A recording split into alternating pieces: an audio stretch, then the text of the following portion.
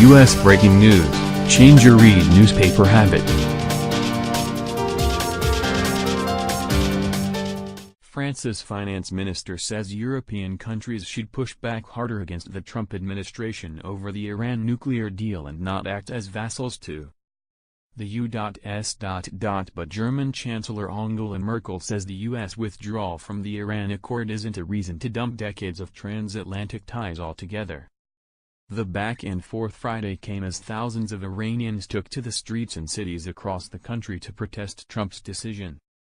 European governments are scrambling for ways to save billions of dollars in trade that could collapse because of U.S. President Donald Trump's decision this week to reimpose sanctions.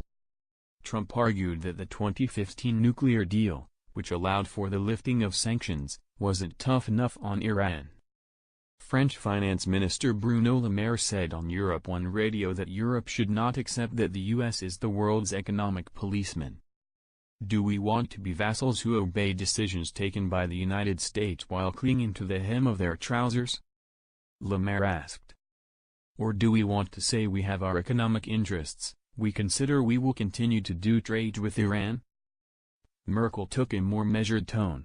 This is a serious event, we have to say that, but it is not a reason to call into question the entire transatlantic partnership, she said during an appearance Friday in the western German city of Munster. She acknowledged that it is uncertain to what extent we can keep this nuclear agreement alive if a giant economic power doesn't join in. The top diplomats of Iran, France, Britain and Germany are expected to meet early next week to discuss their next steps. Maire proposed creating a European body that would have the same kind of powers that the U.S. Justice Department has to punish foreign companies for their trade practices. As a result of the new U.S. sanctions, companies worldwide must stop doing business with Iran or risk U.S. fines or other punishment. The sanctions will not only bar U.S. companies from doing business with Iran, but they also will hurt foreign companies by prohibiting them from using American banks unless they cut links with Iran. European governments tried for months to persuade Trump to stick with the deal but failed, and now fear it will raise the risk of conflict in the region. Military tensions between Iran and Israel have already mounted, and oil prices are rising on the uncertainty. Plane makers Airbus and Boeing, oil companies and auto manufacturers like France's Renault and Peugeot could be among companies hardest hit. Maire said France is pushing for exemptions for its companies, but that he has no illusions about a generous American response. Meanwhile, the U.S. government tried to further pinch Iran's finances by disrupting a currency exchange network allegedly used to transfer millions of dollars to Iran's Revolutionary Guard.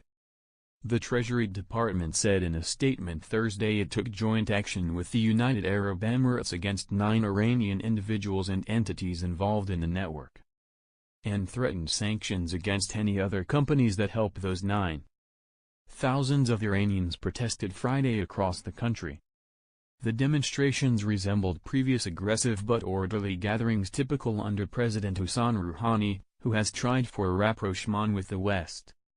Although slogans of death to America were few, many Iranians are sincerely angry over Trump's decision and are siding with hardliners who long have warned to be suspicious of the West.